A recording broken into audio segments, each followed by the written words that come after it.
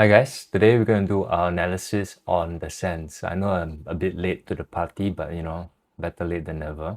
So the Sens is going to be the last new launch for 2025, and we're going to go through whether is it worth your money or is it something that you should look at if you have tried to put in your interest for Penrith or Sky or other new launches and you feel like you didn't get the ballot number and maybe you didn't want Faber Residence or maybe Zion Grand, you wanted something more close to more of a you're looking at your options. So let's see whether Sen is probably the option for you or not the option for you.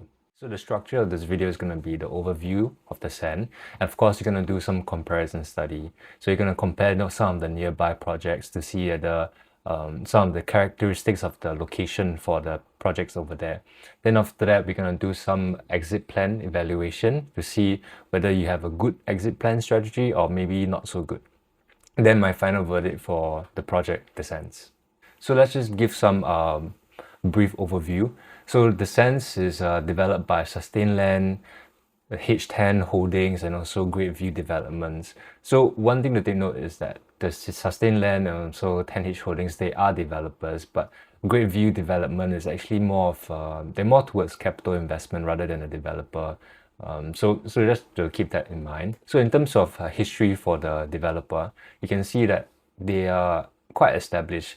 They have good history. So Sustainland actually established in 2006 and they have few notable condos in Singapore, some being Sky, Everton, One Mayer, Coastal Residence, and also the Three Custodians. And also H10 Holdings also. They've been here for a long time, since 1970s. So in terms of history-wise, they have a good portfolio.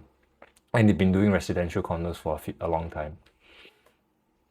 So going back, project description. So this is going to be a 5-block, 10-story development.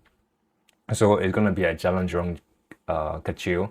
I know a lot of the advertisements, the developers and agents also have been saying that it's located at Upper Bukit Timah. They're not wrong, but that is closer towards Jalan Jurong Kecil. The actual address is Jalan Jurong Kecil. I mean, you tell people you stay there, they won't actually know it's at Bukit Timah. I'm just saying. But it is, in fact, Upper Bukit Timah. If you know, you know. Okay, District 21, you are located in a RCR area. It might not sound like, I don't think the first impression that people get when you say stay at Jalan Jurong Kecil is at RCR, but funny enough it is. So you're staying at RCR, not OCR. Wow. Okay, next. 99 years, yes. Then, so the total units is actually 347, which is quite significant if you compare to the few developments around the area. So there's quite a number of units in that development. So let's see whether overcrowding will be an issue. Okay, so now you can see the car park lots and the bicycle lots. So one thing you should take note, there is a one-to-one car park lot, which is rare to find now these days, which is crazy to say. So that's good, one-to-one car park. Another thing is you have 60 bicycle lots. So to me, the impression of them telling you there's 60 bicycle lots is more of like promoting a lifestyle kind of environment, because you have 60 bicycle lots and what's nearby is all the mountain biking trails and whatnot. So to me, it feels like they are trying to attract people who enjoy the lifestyle there. From seeing the 60 bicycle lots they are targeting at. So TOP 2029, vacant possession 2030. Okay, now for the location, you can see that it is located at Jalan Jurong Kecil. And for transportation wise, you are in between two MRTs, which is Hume MRT and Beauty World MRT. And they are quite far apart, I'm not gonna lie. So in walking distance, you have to walk at least 1 km to the nearest, which is Hume MRT. Beauty World MRT is gonna be a bit further than Hume MRT. So that's just one thing to take note. But yes, you can just take a bus ride to the nearest MRT. It's going to be a very short bus ride. But in terms of walking wise, it's not going to be very convenient. So for food, yeah, I think you're going to be spoiled for choice because there are a lot of eateries there and also like boutique cafes. So nearby Beauty World there, you can see there's a lot of, it's like a supper stretch area. So they're going to be spoiled for options for eateries. Then HDB downstairs, all the hawkers there, they're going to have a lot. Interim is there if I'm not wrong, the hawker center. Then boutique cafes, maybe all the supper areas near the Beauty World MRT there. So in terms of eateries, you are good, you're well taken care of. For schools also, we'll be going through schools later, but some of the notable ones, like you can tell, Bukit Timah Primary, Pei Hwa is going to be there. So my verdict for the location, I would say that it is neither here nor there. It is convenient if you take the bus to the MRT, but in terms of walking, I won't say it's very convenient as compared to other projects. So like Penrith is just a few walks away from MRT, Sky also. Then Zion Grand is really literally just below your block, Havelock MRT. So in terms of convenience, you compare to other new launches, this is definitely not as convenient. Now the unit mix. So you can see the first thing that catch my eye is that there is quite a significant amount of 2 bedrooms and 1 bedroom. So in total for the 1 bedroom and 2 bedroom, right, it comprises more than 50% of the whole unit mix. So in my personal opinion, I feel this location shouldn't be for investors. Later I'll go through why. But it should be more for own stay. People who want to stay because they like the location should be focused towards that target audience. But nevertheless, let's go through and see. Let's do our own further analysis of the development. For the types, for each unit also, 1 bedroom have 1 type, 2 bedrooms you have actually 5 types, 3 bedrooms you have 3 types, 4 types. And the 4 beta you actually have 2 types, but essentially just 1 type because they just mirror. Okay, so the reason why I say this feels more of a own stay rather than investment is because you look at the location around it. You're surrounded by mainly just residentials and parks. So for me, this feels like a own stay environment because you're targeting audience who feels like they want to go like be closer to nature. They want that outdoor living lifestyle, you know, like you wake up early in the morning, you want to go to the park, be with nature, meditate, do your morning walks, whatnot, come back home, relax and whatnot. Instead of being focused for investors where there is not much commercial in that area, and even if there's a commercial sites in the area, like you can see near the Beauty Wall, MRT, those areas are mainly focused on eateries, not so much of corporate offices. So in terms of the target audience for this project, I would say it's more suited to own stay buyers rather than investors. So maybe the developers can see something I don't, but I feel like this is suited more towards own stay buyers. Okay, so now you can see the site plan. The developers have a clear intent that the premium view is going to be the parks. So that's why they put the prestige unit types being the 3 bedroom study and 4 bedroom study facing towards the nature park. So that is going to be the premium view. Then it may be, I would say that for block 222, for those that have a tighter budget, smaller budget, but you also want that premium view, you can consider block 222 being the 3 bedrooms and the 2 bedrooms because they're also facing premium view that the prestige units are looking at. Other than that, from a quick glance, you can see there's full facilities, amenities. They got even the tennis court, which is rare now these days. Then you got a swimming pool. In terms of layout, we can go through how do we do the massing study later, but in terms of a quick glance and first impressions, I would say that it's not too overcrowded. Okay, so we quickly go through the maintenance fee. You can see the 1 bedroom is 375, the 2 bedrooms is 450, and some of the 3 bedrooms also. The prestige is more of 525. So this is just, I feel, a bit above average and standard price. It's a bit more premium, considering that there's 347 units. I would say that this maintenance fee is a little slightly above you're paying for a premium. So in terms of floor plans, we're going to go through each and one of them. So just to take note, all those that have an A behind, these are just going to be a mirror, so I won't be going through them. Okay, so let's go through the layout. So one thing to take note that this project is harmonized. So what that means is that they will not be counting the RC ledge, the AC ledge. So your PSF or what you pay for, you're paying for all usable space. So previously, last time, those are not harmonized. So you're actually paying money for the AC ledge and the RC ledge, which is actually wasted space. So now it's all harmonized for the Sen. Okay, so for the 1 bedroom layout, I feel like it's very typical, very efficient.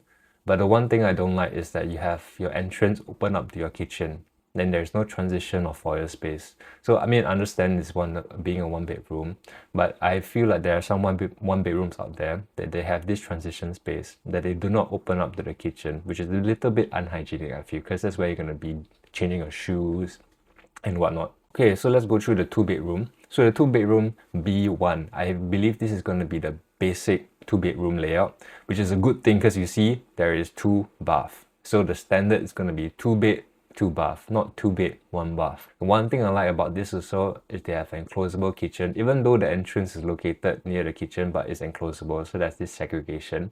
So it feels more hygienic, I feel. Other than that, it is very efficient. I feel not a lot of wasted space. So yeah, it's just a typical two bedroom. Okay, so the next B2, you can see that now there is a more transition space from the entrance to the kitchen. But the kitchen is open concept. So depending on your preference, you might not like open concept, you might like open concept. So that's just one thing for you to take note. Other than that, typical also, two bedrooms, two bath, decent living room, and also balcony space if you like balcony space. So let's move on to the two bedroom B3. So this one now, wow, you see the transition from the entrance to the kitchen now is so far. Now it feels like it's gonna be a wasted transition space really, because that foyer length is so long. It feels like you're paying for a wasted space. So not sure what you can do. Maybe you can hang pictures there. But other than that, it's a typical two bedroom layout, efficient nonetheless. Okay, so now let's go through the two bedroom plus study. You can see this is type B4. One thing I don't like already is that the entrance opens to the kitchen. Then you can see that the study size is actually very decent. So some people with tighter budget, they might consider this as their three bedroom, but maybe they just put their least favorite child to stay at the study area.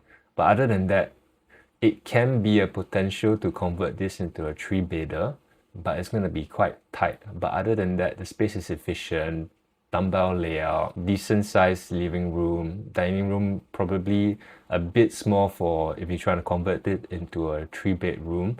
But other than that, not much complaints for this other than the foyer. There's no foyer space, sorry. Okay, so let's go through the three bedroom.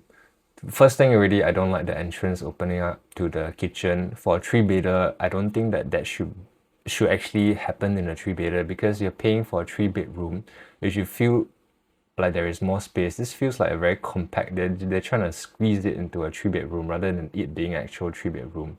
So you usually see this in the one bedroom or two bedroom layout, but having this in a three bedroom I feel is a bit odd. You can see it's almost the same as the two bedroom plus study, just that they made the study bigger, and also they have more storage, which is the household shelter. So that's just one thing for you to take note. The next three bedroom, C2, you can see that there is a foyer in between the entrance and the kitchen, which is good, but it's a bit long, so not sure there's going to be a wasted space. But then you can put some cabinetries there to make use, I guess.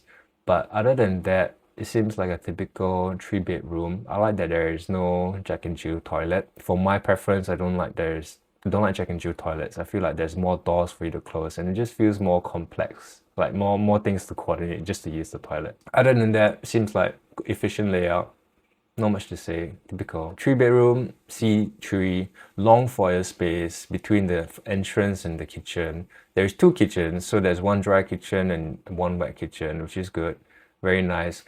Landscape layout for the living dining, which is good also, to maximize the views outdoors, which is good. Okay, so now let's go through the last three bedroom. You can see there is a landscape layout for the dining and living, which is good. Entrance space to the kitchen, wasted space, up to you to decide. You can see that for this, there's actually 4 toilets. So the one master bath, one bath in between bedroom 2 and 3. And also you can see that there's a powder room and a WC toilet-ish slash shower area for the helper. So there's actually 4, which is quite a decent amount. Then for this, I feel like it could be your affordable version of a 4 bedroom, because you can convert the study into a smaller bedroom where you can put a single bed and some cabinetries as a wardrobe. But for those with a tighter budget and want to have a 4 bedroom, this could be an option for you. Okay, let's go through the 4 bedroom. For the 4 bedroom, this is going to be the only layout. Other than that, the others is going to be a mirror image. So 4 plus study is going to be the basic 4 bedroom. Again, landscape living and dining layout. Huge balcony space, so it's up to you if you like nature. I would imagine people stay here, they want nature. Balcony space will be a bonus for them. Then decent sized bedrooms, I would say 9 square meters is good. Very big master bedroom, a junior master bedroom, and then again you have your study, so that could be actually your 5th bedroom. Now let's go through the nearby projects so we can compare whether the Sense is going to be a good buy or not so good buy. Let's go through the locations for this comparison. You can see in yellow, we have the Sen. In blue, we have Verdell. In green, we have Parc Natural. And in red, we have it at BT. So at a quick glance, you can obviously tell the one that they're going to be the most convenient is going to be it at BT, because Beauty World MRT is just literally below at their doorstep. So that's going to be for those who want super convenience. Other than that, Verdell, Parc Natura, the Sands, they're all going to be located near each other. In terms of convenience wise, I would say they're roughly the same. Just a few bus stops to Beauty World MRT or to Hume MRT. Let's do a comparison of the massing layout for Parc Natural and the Sen. Let's go through the massing layout for Parc Natural and the Sen. For this comparison, in terms of density, the building mass to site ratio, at first glance, you'll see that the Sense might be a bit less dense. So that's a good sign, because if you feel that the development is overcrowding or overcrowded, that's never going to be a good thing for the project. So if you don't feel like you are coming home and you don't feel comfortable, the project is not going to do well, I feel. But one thing to take note is that Parc Natura actually has less units than the Sen. The Parc Natura only has 192 units, while the Sen has 347. So in terms of privacy, I wouldn't think that there will be an issue compared to the Sen. But one thing to take note is that the Sen is going to be a 10-story, while only Parc Natura is going to be 6 stories high.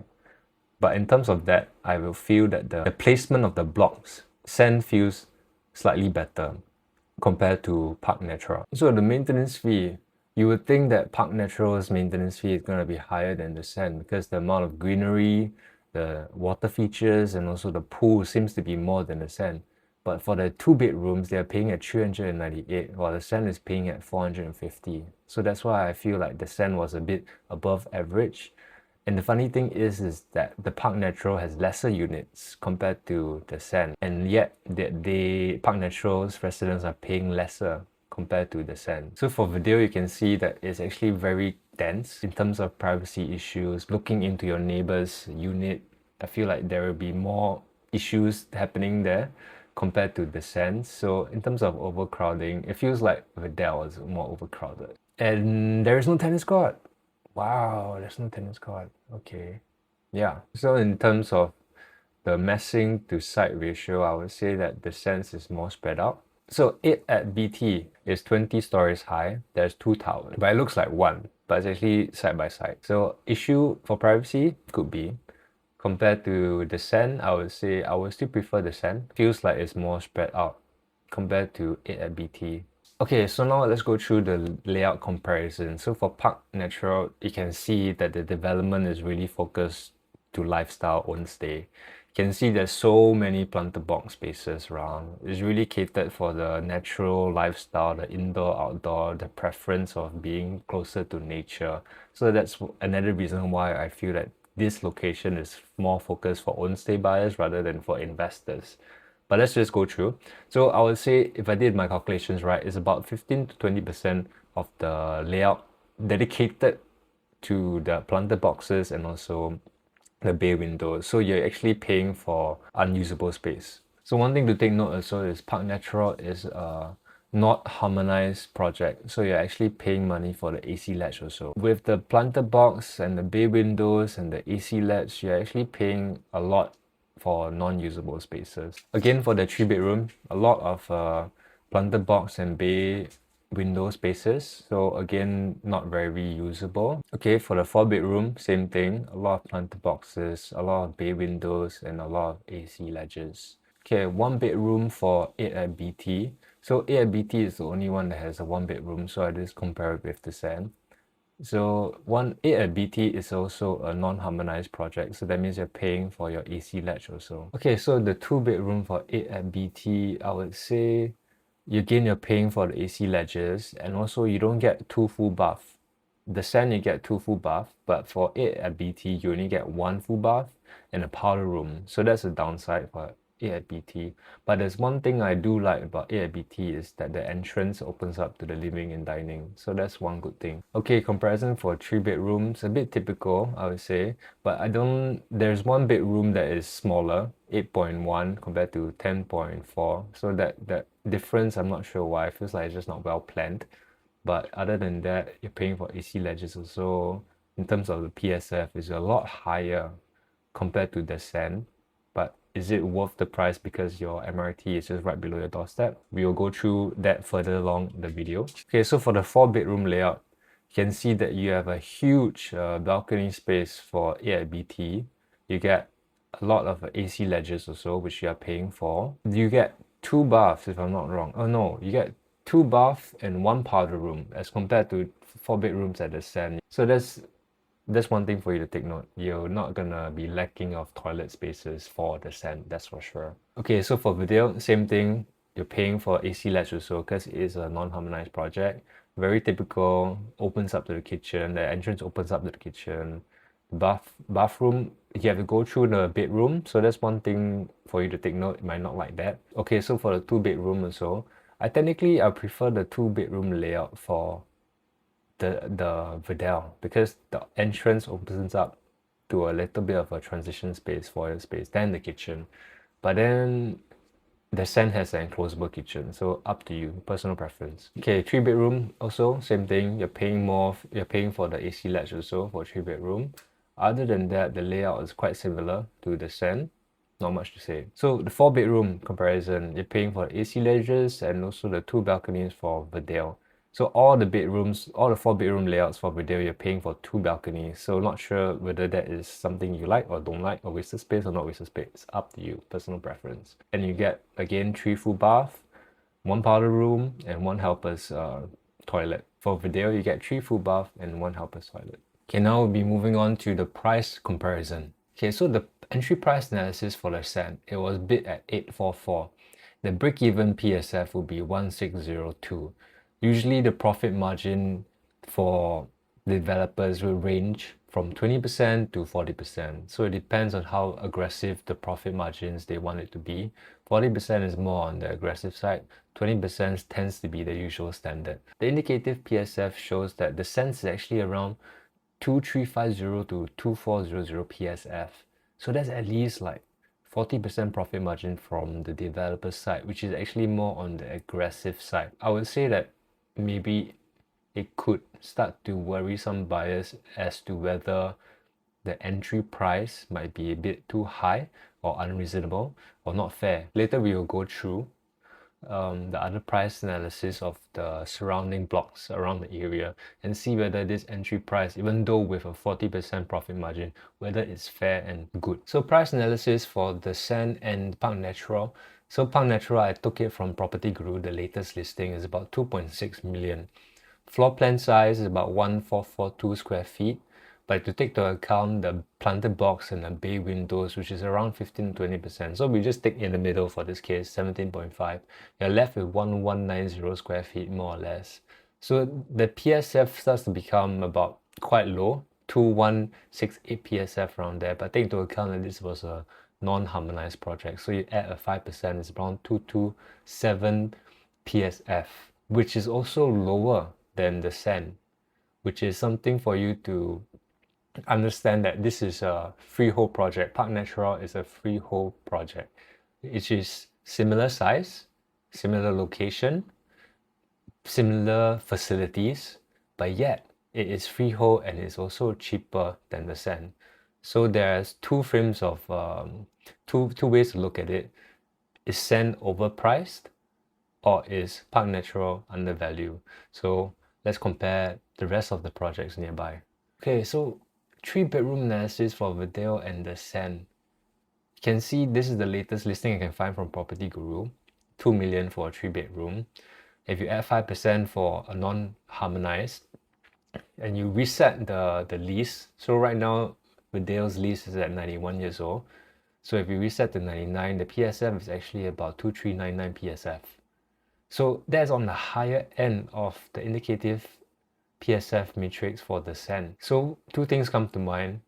This could be the market rate in that area, and Park Natural it's actually a good buy because number one, similar facilities, similar location, similar size, and it's a freehold. So for those looking for an area, maybe Park Natural could be a better buy. So for it at BT, the latest listing I can find at Property Guru is at 2.8 million, around there, and it's a non-harmonized project. So if you add 5% for harmonized, it's about 2677 PSF. But then if you reset the lease, because right now it's about 97 years old, so if you reset back to 99, it's actually at a very high 2732 PSF, which is extremely high compared to the other projects, and actually I would say very high compared to the whole RCR region, because I know you can get city fringe RCR at that kind of PSF, but is it worth the very high PSF that you can get at city fringe area? So that's something for you to consider. So your exit strategy, whether will you have a good appreciation? Is that easy plan for you to exit? Let's go through them. So for exit strategy wise, mass appeal, in terms of schools wise, I definitely feel like you could focus more for the young families, because you have Bukit Timah Primary School, you have Pei Hua nearby, then you're a few minutes drive away from Methodist Girls' School. Target might be suited more for younger families or families who wish to grow. Okay, so for food wise, you definitely have a lot of amenities for food because you're nearby to all the famous late night supper areas. All the famous eateries are there, so there is a mass appeal for them. Okay, and the famous one, I feel like this is their key target audience, is for people who want to be close to nature, like nature lovers. So that is why I really feel this is more for its own stay project rather than for investment. And I don't know why they created so many 2 bedrooms. I keep emphasizing this because I still cannot come up with a reason why. So if you're targeting for the Sen, in terms of exit strategy, buying a 3 bedroom or 4 bedroom might be easier for you to exit rather than buying a 1 bedroom or a 2 bedroom. Something for you to ponder before making your decision. So for your upgraded pools, it's actually very good for you to study past projects or neighboring projects as to what is comprising of the people who are staying there. Where did they come from? Did they come from HDB or did they come from private? So you roughly have an idea. So a good sign is actually a mix of both. So you're not catered, or like your pool of buyers is not specific to one side, rather than it can come from both sides. In this case for Vidal, 47% came from HDB, so they are upgraders. The other 52.9% came from a private, quite a balanced income, of whether it's coming from HDB or for private. So I've actually zoomed out and give you a rough overview of the typologies of buildings there. So in the blue is actually the old condos. The ones in yellow are the landed, and the ones in red are the HDB. So in terms of whether there's any upgraded pools near your area, you have a mix of both. So there's landed there, there's old condos, and there's HDB. So you have a wide range of people to expose your building to, so that they can move in, and you have an exit strategy towards this different pools of typology building. So let's talk about appreciation, because you want reassurance that if you buy this project, you want it to appreciate over time. And what better way than to do past studies or case studies of the surrounding older projects to see whether they themselves appreciate. If it has appreciated, that's a good sign. That means the area around should more or less be the same appreciation, unless there's some very key factors about a project that brings it down. So let's look at Park Natural. You can see there is a decent, I would say this is normal appreciation for a project. In 2008, it's about 1.1 PSF, and now closing to the end of 2025, you can see it's reaching almost the 1.5 PSF marks. Let's look at previous transactions for Park Natural. We can see in total there's 132 profitable transactions, which is a good sign. And you can see that the number of transactions is actually quite healthy. You would like to see a good number of transactions happening within development, because you want to know, or you want to have that reassurance that if I put up my unit for sale, there is demand and there's people who are wanting to buy. So if you see that the transactions are actually very little or stagnating, right, it's a bit of a fear, because even if I put up my unit for sale, what are the chances of my unit getting bought? So that's something that you want to know, or like have this reassurance. So you can see in 2025, there has been 4 transactions. In 2024, there's quite a number of transactions, and same as 2023. So that's a good sign for you to catch. Oh, okay. So 9 transactions which are unprofitable. So let's see why. So they bought it on 2000, and majority of them bought it in 2007, but then they made their losses when they sold it at 2009, 2010, 11, 14. Okay, I think this is an issue probably with the cooling measure. If I'm not wrong, in 2017 they did some cooling measures about the LTV and whatnot. So they probably realized that they cannot hold the property for so long. So they sold it in 2009. So that is why they probably made a loss. You can see they lost about 200k, 150k around there. Probably that could be a factor. But if they hold their property longer, I would say that they have actually been around. Yeah, because if you see for the transaction that did well in 2017, there's a number of them that bought in 2017, but they sold it in 2022. They actually made a profit. Analyze is about 1.1. Oh, actually for analyze, this is very, I would say this is below average for analyze gains. So usually is about 3%, but right now I'm seeing 2.4, 2.2, 1.8, some 3s, some 3.9. So in terms of appreciation, I would say is performing under average for Park Natural. Again, not for investment, for own stay. So I feel like it's also a reason why it's catered towards own stay buyers rather than for investors. Okay, so moving on to Vidal. You can see it's also appreciating. So around 2001, you can see is about 1.6 and above PSF. Right now is reaching the 2000 PSF. So that's a good sign. Okay, because it's a fairly new project, 18 transactions that are profitable, 0 transactions that are unprofitable. So that's a good thing to see. Another thing you want to take note is the annualized percentage. So you can see the annualized is, I think, an average about 4%, which is good because I would say that the Sen is more similar to Vidal compared to Park Natural, it being a 99-year lease and it being in similar location on the similar side of the road. So I feel that you can take this comparison as to a guideline of how the Sen will appreciate. So above 4% or around 4% is quite decent. Okay, so now you see appreciation of 8 at BT is going down. So that's a bad sign. See why it's going down. I suspect it's because the entry price at that time in 2024 is too high. They've set the entry price around 2.7k PSF, which is very high for that area.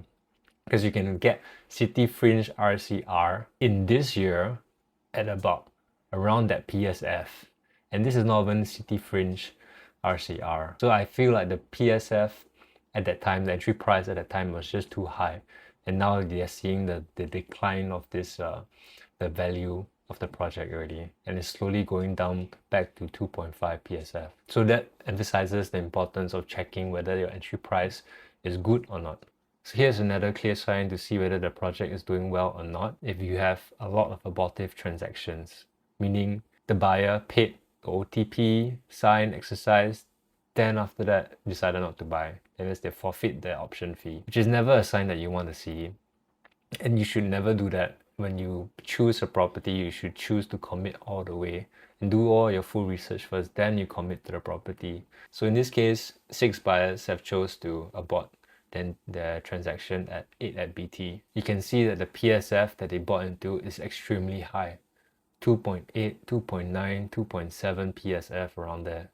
So that is a very high entry price. And probably at the time it was just too high and not the average PSF around the area. So my final verdict for the Sen, I'm a bit confused as to where the developers have positioned the project, whether it's for investors or own stay. I personally feel it's more towards the own stay audience, but developers has confused me with the unit mix. So there's like almost more than 50% are dedicated for the 2 bedrooms and 1 bedroom as compared to the 3 bedrooms and a 4 bedroom, which is going to be confusing because I thought developers will probably have more people buying into if they catered more 3 bedrooms and 4 bedrooms as compared to 2 bedrooms. In terms of convenience wise, I feel like it's neither here nor there because you're in between 2 MRTs, but nonetheless you're just a few bus stops away from Beauty World MRT and Hume MRT. So for the entry price of the Sen, I feel it's fair, but even though with the high profit margin, if you compare to neighboring projects such as Vidal, you're entering at a PSF which is about there, around the market area, because Vidal's PSF, if you do the lease reset and whatnot, is slightly higher than a brand new project like the Sen. But then again, you compare to projects like Park Natural, which is a freehold, similar facilities, similar location, and similar size, is actually cheaper than the Sen. So maybe if you want to consider that location, you can take a look at Park Natural. But then again, remember Park Natural is very limited supply. So if once Park Natural is taken up, the next best choice you probably have to look at the Sen. So my conclusion for the project the Sen, I feel this is more of an own stay project rather than for investing. So if you're more of a young couple who wants to start a family, or young families already, you have already kids and you want to look for a new location or upgrade your assets, and you like the lifestyle, like the outdoor lifestyle, then this is a good project for you. I feel like the Sen will be a great project for all those outdoor lovers, for the young families who are nearby the schools and you like appreciate nature. This will definitely be a project that you should take a look at. But if in terms of like you want investing, capital gain, you want your return, your ROI to be very good, I would recommend not looking at this project. I feel it's more towards an own stay rather than for investor. So my conclusion for the project the Sen, I feel this is more of an own stay project rather than for investing. So if you're more of a young couple who wants to start a family, or young families already, you have already kids which are very young and you want to look for a new location or upgrade your assets, maybe, and you like the lifestyle, like the outdoor lifestyle, then this is a good project for you. I feel like the Sen will be a great project for all those outdoor lovers, for the young families who are nearby the schools and you like appreciate nature. This will definitely be a project that you should be interested or take a look at. But if in terms of like you want investing, capital gain, you want your return, your ROI to be very good, I feel it's more towards an own stay rather than for investor. So again, this is just my personal opinion of the Sen. I've done my research, I did my comparison, and I came to a conclusion based on this research that I've done.